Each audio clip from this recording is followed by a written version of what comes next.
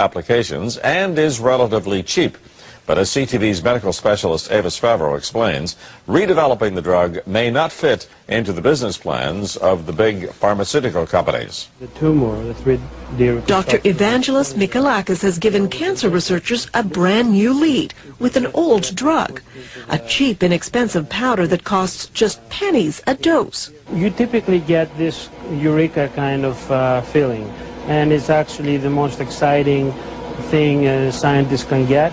The drug, called DCA in short, has been used for decades in humans with some rare inherited diseases. When he added it to the water of mice and rats given human cancers, the results surprised him. And has this big tumor growing in his back. So you can see that even after 3 weeks there is a significant or 70% decrease in tumor size. It shrunk brain, breast and lung tumors in the animals in a matter of weeks, and the drug had no side effects, confirmed by tests of DCA in humans for other diseases. This kind of results, to my mind, are as good as it gets. And it seems to work by reviving the energy-producing components of human cells, allowing the cells to work normally again, triggering cancerous cells to commit suicide.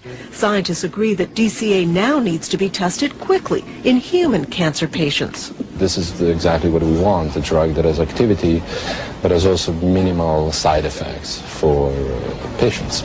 But there's a problem. DCA isn't owned by any pharmaceutical company. There's no patent on it. So on one hand, it could become a very inexpensive new treatment for cancer. On the other, drug companies won't be interested in funding studies for a drug that won't make them a profit. This is a difficult question because typically, there are market considerations. So now Dr. Mikalakis has to find someone who will pay for the next round of testing. We hope that we can attract the interest of universities here in Canada and in the United States. And he doesn't want to let the medical dream of a cheap, effective anti-cancer drug disappear, just because it might not make someone a lot of money.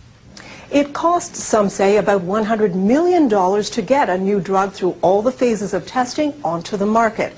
So it will be interesting to see if this old drug actually gets a new chance at becoming an anti-cancer medication. Lloyd? Well, Avis, your report tells us that this drug has great promise. So why aren't companies and institutions lining up to get behind it? Well, first of all, Lloyd, this is the initial report.